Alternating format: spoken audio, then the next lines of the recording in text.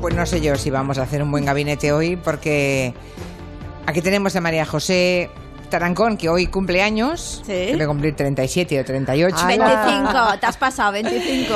Y nos ha traído champán y dulces. Así que no les cuento lo que hemos hecho durante el boletín de las noticias, ¿verdad? Nunca he sentido tanto no estar en Barcelona. Sí, desde luego. Ya bueno, aquí me han recibido con un ramo de flores impresionante, casi me desmayo, ¿eh? Unas humildes margaritas. Que va.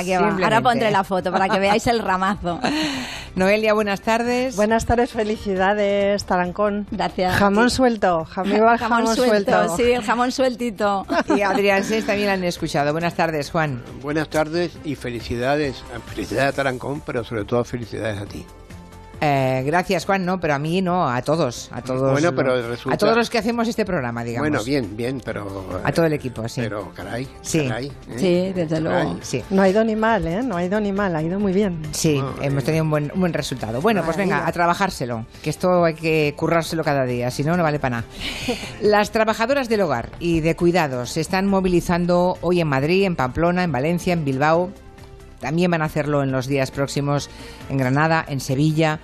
¿Qué piden las empleadas del hogar? Pues que se derogue una enmienda que se introdujo en los presupuestos generales del Estado, y es una enmienda que lo que hace es retrasar hasta el 2024, o sea, hasta dentro de 6 años, la equiparación de las cotizaciones que tienen estas empleadas, cuando estaba previsto que eso ocurriera ya ahora, en enero del año próximo, del 2019.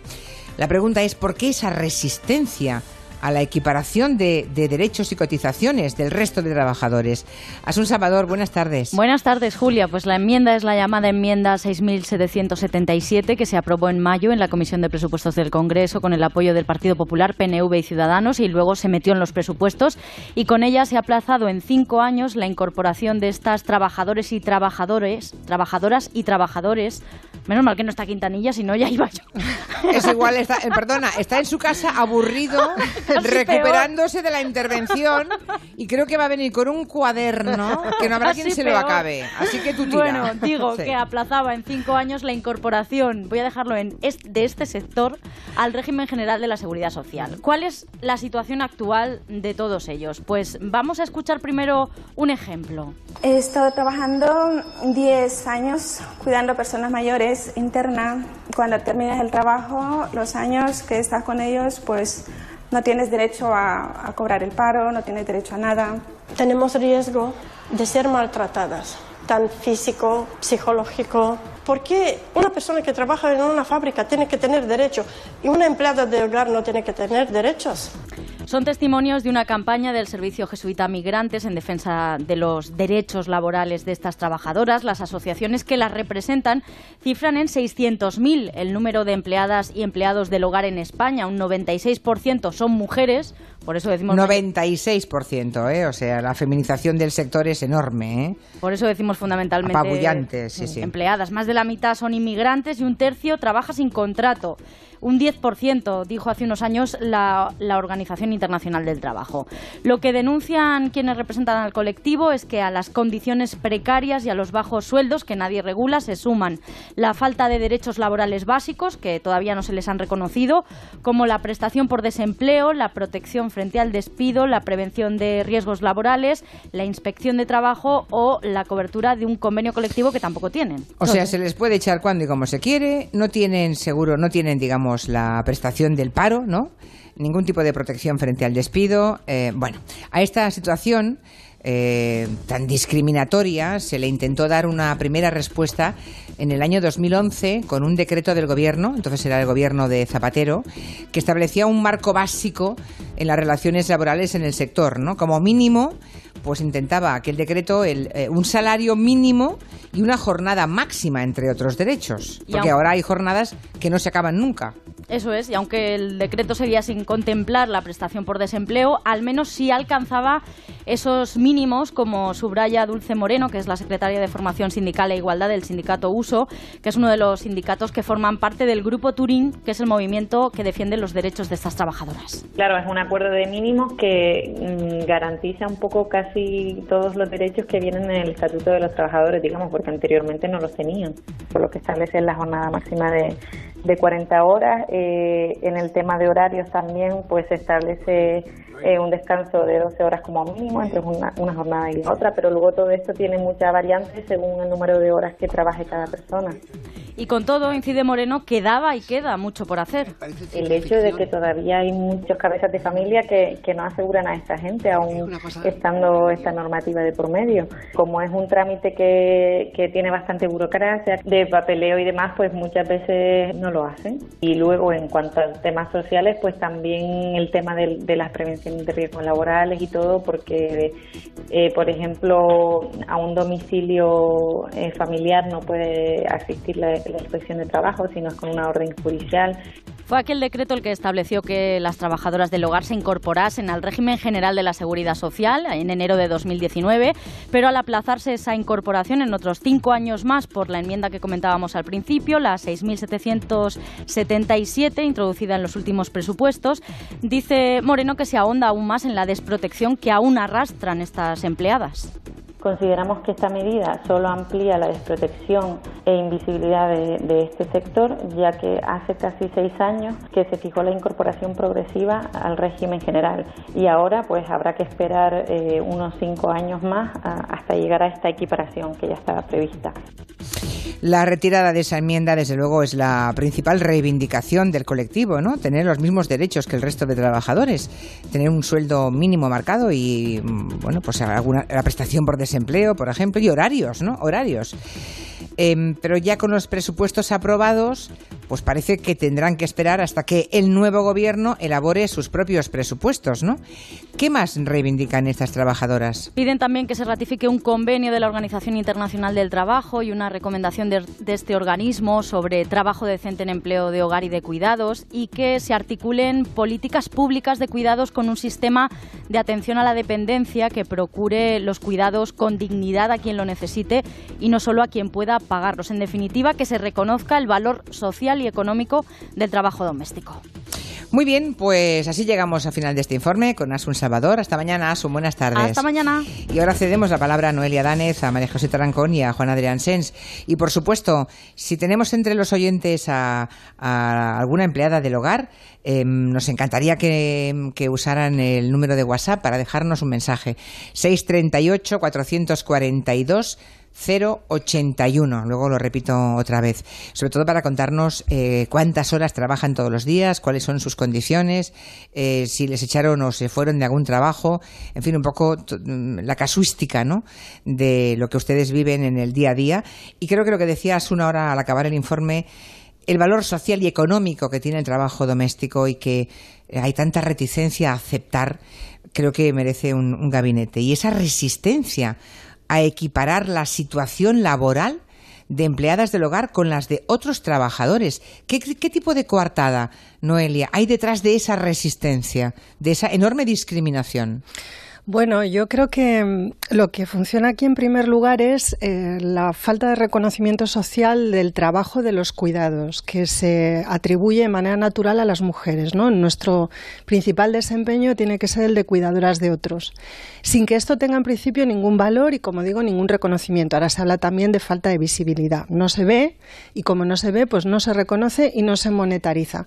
Cuando tú sales de tu casa, y eso es una cosa que sucede en España, pues alrededor de los años 60 y 70 para trabajar fuera, es decir, cuando las mujeres se incorporan al mercado de trabajo, otras mujeres las sustituyen en las tareas de cuidados dentro del hogar, tanto de limpieza y mantenimiento de la casa como de cuidados de las personas dependientes, que generalmente son niños pequeños y también ancianos, ¿no?, sobre todo en esa época. Y entonces se hereda, digamos, la misma lógica y la misma manera social de tratar esa clase de trabajo y, por tanto, sigue sin reconocerse. La única novedad, digamos, que se introduce en esa situación es que se monetiza, pero se monetiza de una manera informal, sin que se considere un trabajo y se regularice como tal. Yo creo que en este terreno está absolutamente todo por hacer. La reforma que se introdujo, que pretendía escalar la equiparación o hacer posible, digamos, abrir la puerta a la incorporación de las trabajadoras, y digo trabajadoras porque es un sector tan absolutamente feminizado 96%. Claro, es un 96%, no vale tampoco la pena detenerse mucho más en eso. Esa incorporación se estaba escalando y pensábamos que llegaría en 2019.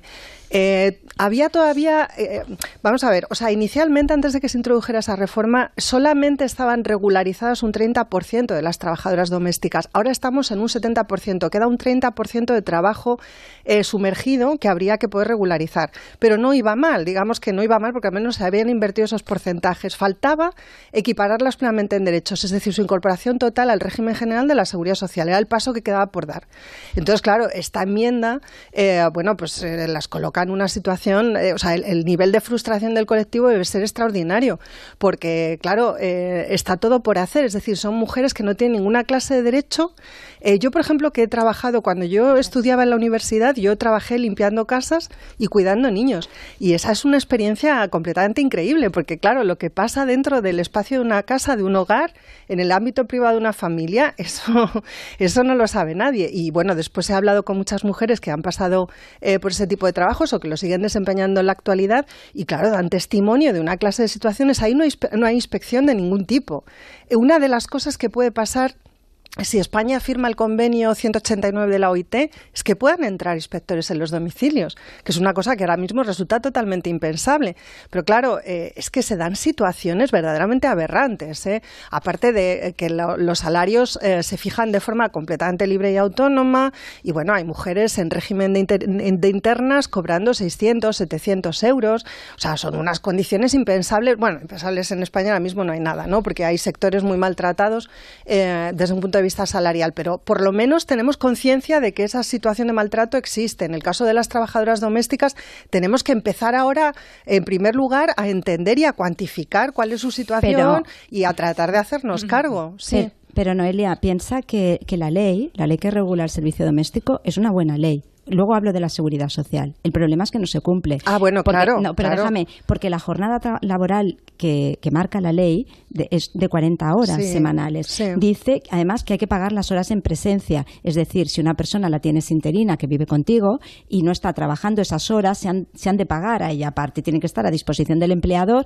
porque en un momento determinado, pues una persona que conviva contigo a lo mejor no va a estar las 40 horas trabajando, pero sí que va a estar a disposición tuya en un momento determinado que la necesites por niños pequeños, etcétera. Y no pueden exceder de 20 horas a la semana. Esto la gente no lo sabe. No. Y del inicio de una jornada laboral... 40 más 20. No pueden ser más de 60 horas. Sí, pero es que además las tienes que pagar. Pero es que el inicio de una jornada hasta la próxima, es decir, una persona que te esté viviendo contigo en casa, no puede exceder de 12 horas. Es decir, que si se va a dormir a las 8 se tiene que ir a dormir a las 8 de la noche, o irse a descansar, o irse a hacer lo que quiera a las 8 de la noche, para que luego pueda estar trabajando a las 8 de la mañana. 12 horas. Exacto, 12 horas. Me gustaría saber en cuántas casas se cumple esto. Espera, y el descanso semanal tiene que ser de 36 horas. Es decir, que tiene que ser, por ejemplo, el sábado y el domingo, o bien el domingo y el lunes por la mañana, etcétera. El despido son 12 días por año, pero si es un improcedente, viene asimilado al régimen general, hasta un máximo de 6 meses, etcétera. Pero no hay paro. Pero el problema, entonces ahora, claro. No, pero fíjate que lo que estoy hablando es de la ley. El problema luego viene con la aplicación de la ley y con la aplicación de que el último gobierno que hemos tenido ha hecho de esta ley. Porque recordaros que al principio obligó a que los empleadores cotizaran por las señoras de la limpieza las horas que estaban trabajando. Esto fue un lío, porque sí. para que la economía sumergida que había del servicio doméstico aflorara. Pero esto fue un lío, porque nadie pagaba. Una persona, si tú te viene 3 o 4 horas... Fue un desastre. No vas a estar cotizando por ella 2 o 3 horas. Al final se volvió al antiguo régimen anterior que tenían, que eran que si cotizan menos y trabajan menos de 60 horas en una casa, tienen que pagar ellas la seguridad social. 60 horas al mes. Al mes, entiendo. Sí, al mes. Vale. Al mes en una casa tienen que pagar ellas la seguridad social. El problema, por eso te digo, el problema viene de la regulación interna y la aplicación del gobierno de la ley. Porque miraros lo que os voy a decir. Y empezando por la agencia tributaria y la persecución que ha tenido la agencia tributaria con el servicio doméstico. Porque mira, pongamos que a mí me gusta hablar de números concretos para que los oyentes nos entiendan. Una persona, o sea, una trabajadora que gane 800 euros al mes. Que 800 euros, pues mira, hago 4 horas aquí, 4 horas allá, otras 4 horas aquí, por la noche pues cuido a una persona mayor, etcétera. Me saco 800, 900 euros al mes. Esta señora que está cobrando 9.600 euros al año. Pero tiene más de un pagador. Sí, exacto, tiene que hacer declaración de renta. Claro, porque tiene más de un pagador. Y es una vergüenza porque tiene que pagar, ¿sabes cuánto, Noelia? Me imagino. 1.800 euros de pesetas. Sí, euros. Perdona, una persona... ¿Solo porque tiene más de un empleador? Claro, aunque más de un son pagador. menos de 12.000 euros, pero es más de un pagador. Sí, porque aquí recordemos, y perdonad que me exalte, pero me dedico al tema fiscal, recordemos que aquí las rentas no tienen que hacer declaración de renta a la gente que cobre más de 20.000 euros, o sea, menos de 20.000 euros.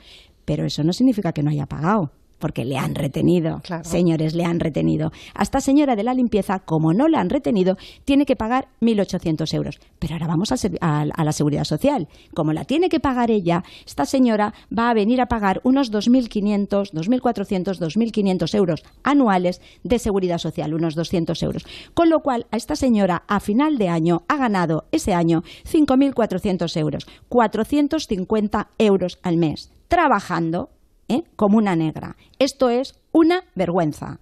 Bueno, esto es una vergüenza. Y a más. Y no tienen culpa las casas donde va a trabajar. O sea, la explotación muchas veces no viene porque tú vas a trabajar. Porque yo creo, Noelia, en contra tuya, y te lo digo sinceramente, en el ambiente que me muevo soy mujer trabajadora, he tenido 2 hijas y no he podido coger la baja porque soy autónoma, con lo cual, y no tengo padres, y perdonar que hable de una cosa íntima, pero yo este tema lo conozco, tengo que tener siempre gente que me está ayudando. Y te aseguro que para mí lo más importante era la persona que cuando yo me iba le dejaba al cuidado de mis hijas. ¿Entiendes? Entonces, es que no hay nadie más importante. Mira, claro. te voy a decir una cosa, Noelia, te lo digo sinceramente. La gente que tiene una persona que le está ayudando en casa, la mayoría que nos estén escuchando también, estas personas, de verdad, para nosotros son fundamentales. Hombre. Porque si no, mira, Julia, no podemos estar desarrollando otra actividad. Bueno, por eso decíamos que el valor, social es enorme. Por eso te digo que es muy importante que el gobierno solucione este tema. Pero es muy importante. La pregunta que hacía yo es, ¿y esa resistencia a que una empleada del hogar tenga los mismos... No hay derecho. Se le aplique los mismos derechos que tiene cualquier trabajador, ¿verdad? Derechos y obligaciones. La resistencia, ¿qué esconde detrás? ¿Qué coartada? Aquí hay un oyente Sinelo que dice que más derechos implican más gastos para el que paga. Y recordemos que los mismos que hacen las leyes también son los que contratan a este tipo de personal. Dice en concreto la misma casta. Bueno, no puede ser... No, la explicación puede ser algo tan simple. Hombre, pero ¿por qué entonces, ¿qué hay detrás de esa resistencia?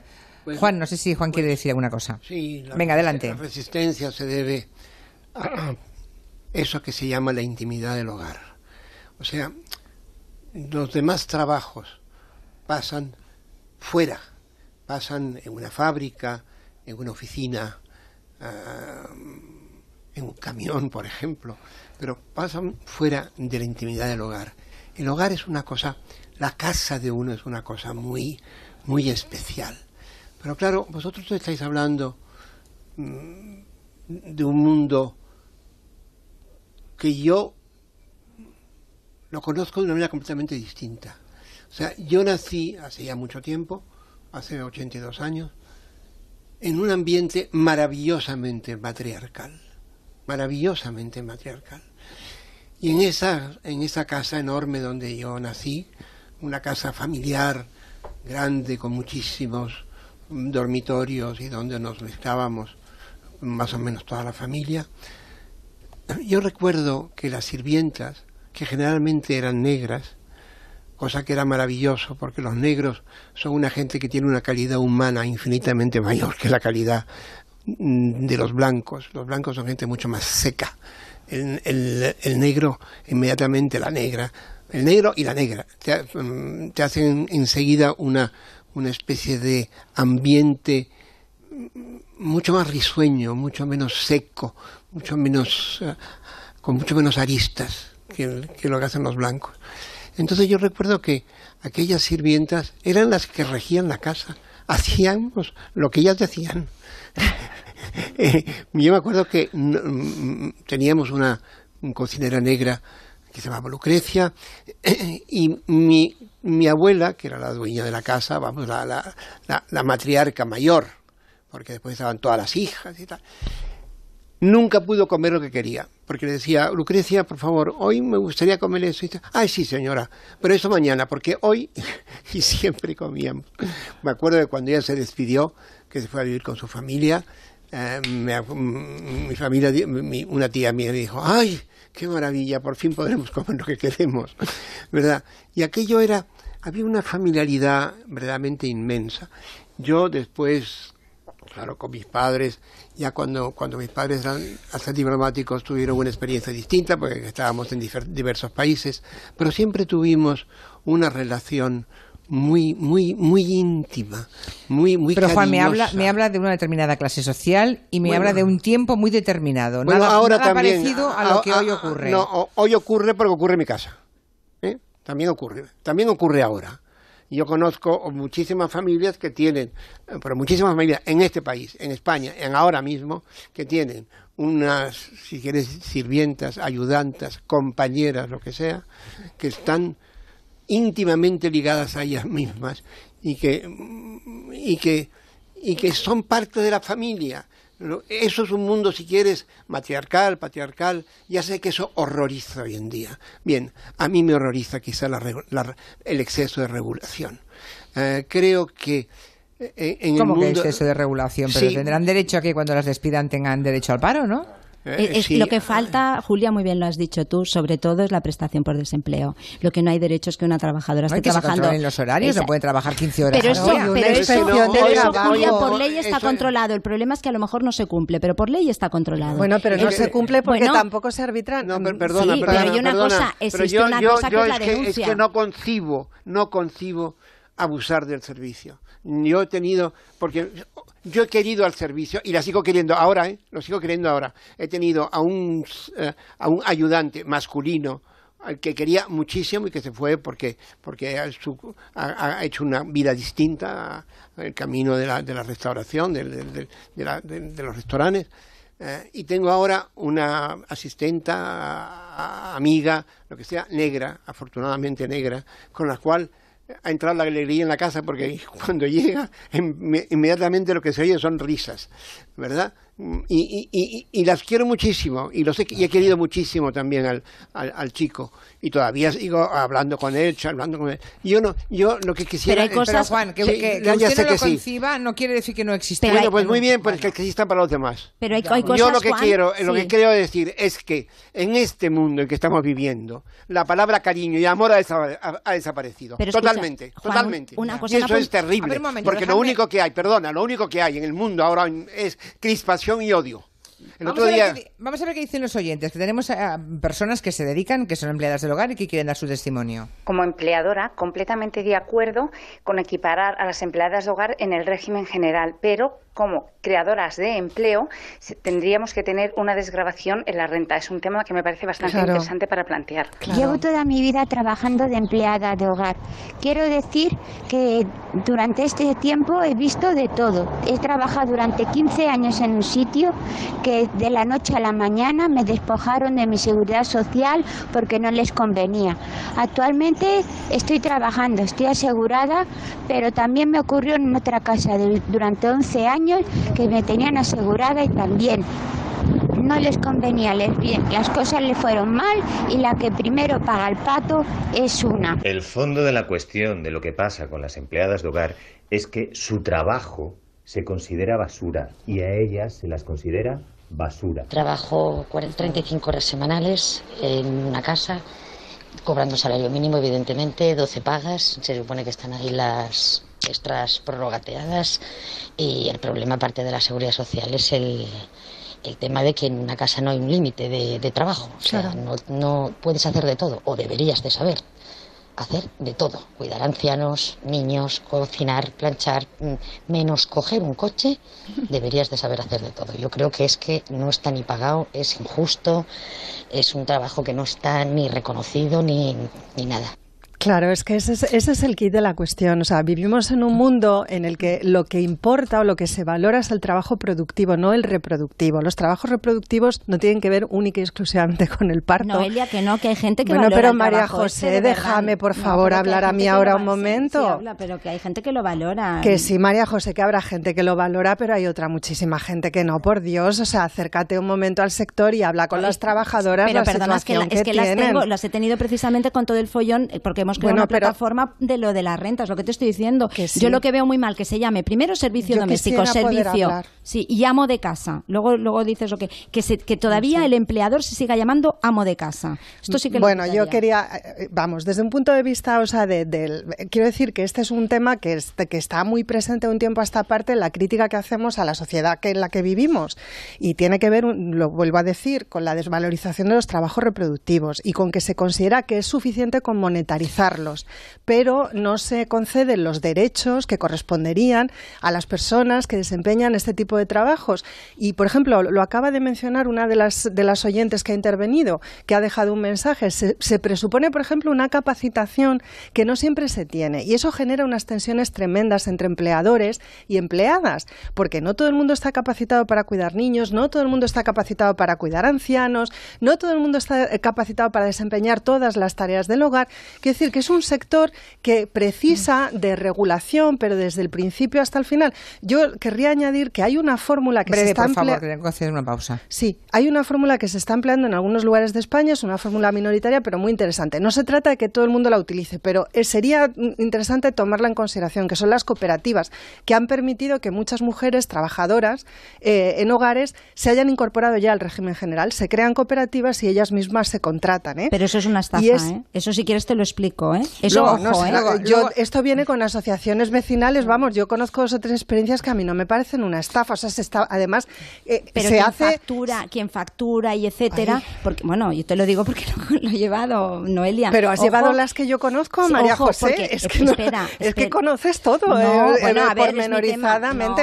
Pero esto no podemos generalizar, porque, claro, si una persona hay que darla de alta, porque si está trabajando y tiene ajenidad en el puesto de trabajo, etcétera, está empleada, y la persona que tiene que darla de alta no es una cooperativa, es la persona que le ha contratado. Entonces, depende de cómo funcione. Claro, también. la cooperativa es una alternativa a las agencias de empleo, María José, que se están quedando con un 5% del salario de las empleadas. Ya. Hacemos una pausa. Pues en el día en el que tantas trabajadoras de hogar y de cuidados se están movilizando en diferentes ciudades de España, por ejemplo en Madrid, frente al Congreso de los Diputados, estamos hablando de los mínimos derechos que piden que sean los mismos que el resto de trabajadores. Más comentarios que hemos recibido a través de WhatsApp.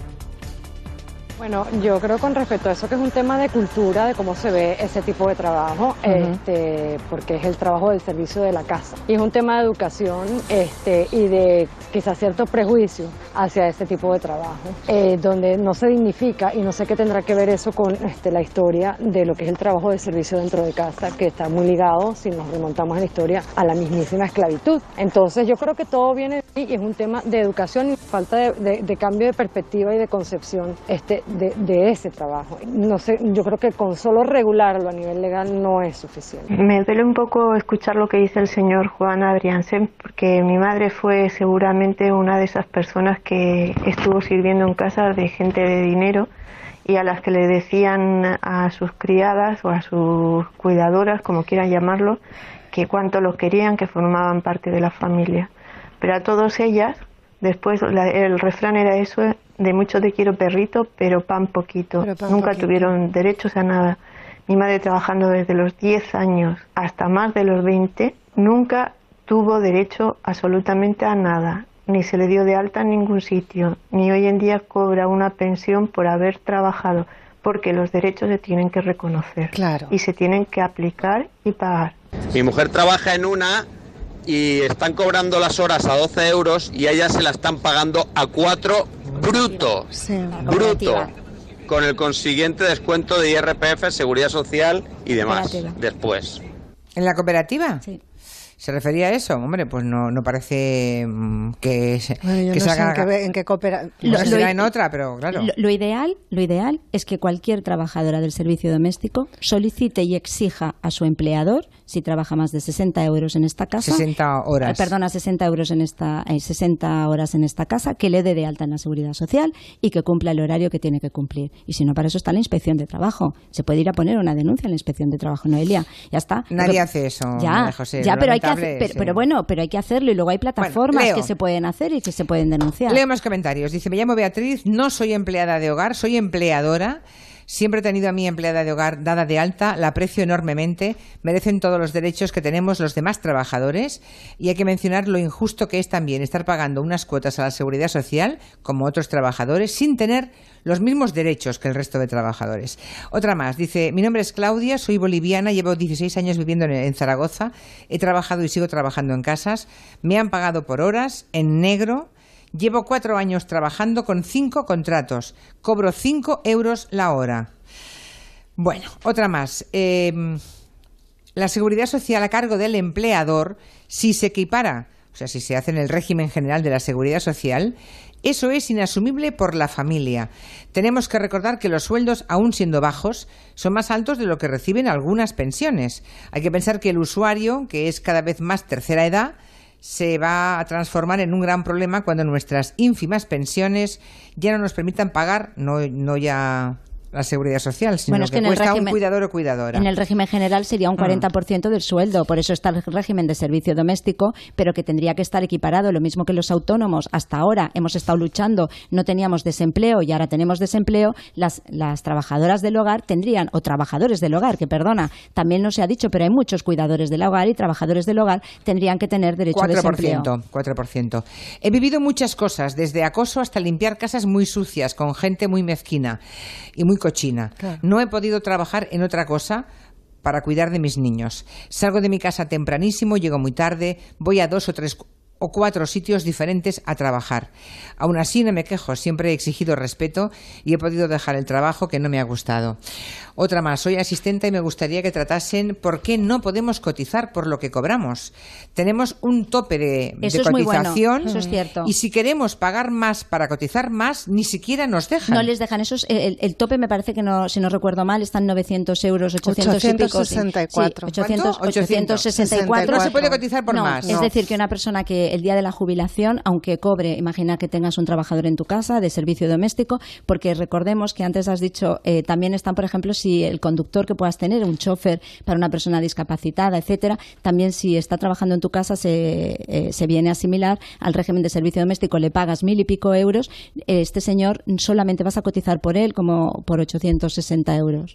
Y el día que se jubile va a cobrar por 860. Y luego otra cosa que ha desaparecido son las bonificaciones, ¿no? Eso María José no, todavía no, todavía está la del 20%, sí, pero fíjate, la del 20% está para el empleador, pero si la trabajadora paga la Seguridad Social no tiene la bonificación, es muy fuerte. Por eso es que yo interpretaba que había desaparecido también. Claro, es que eso, por ejemplo, ese incentivo es básico. Hombre, para que los empleadores menos. También apoyen la lucha de las empleadas, claro, la incorporación al régimen general. Dice, al trabajar por horas, si no puedes ir un día, no cobras. Claro. No tenemos derecho a baja por enfermedad. Claro. La pensión que queda, incluso las aseguradas. No, baja de enfermedad sí, ¿eh? Baja de enfermedad si está asegurada. Pero claro. Ella se tiene que asegurar. Si es que trabaja por horas, es ella la que tiene que pagar la seguridad social. Sí, pero al final. Es que no lo pagan, pero lo que hemos dicho. Claro. En fin, y lo de desgravar, porque tengo montones de preguntas en Twitter. Si esto desgravase en algo a una familia... Bueno, recordemos que la renta, la hipoteca no desgrava, ¿eh? Si es vivienda antes del 13, con lo cual... Montoro ha quitado... Todas las desgravaciones, todas y cada una de ellas, y ese es uno de los graves problemas, ¿verdad? Sí. Bueno, ahí lo dejamos, no hay tiempo de más. Gracias a todos y buenas tardes. Buenas tardes.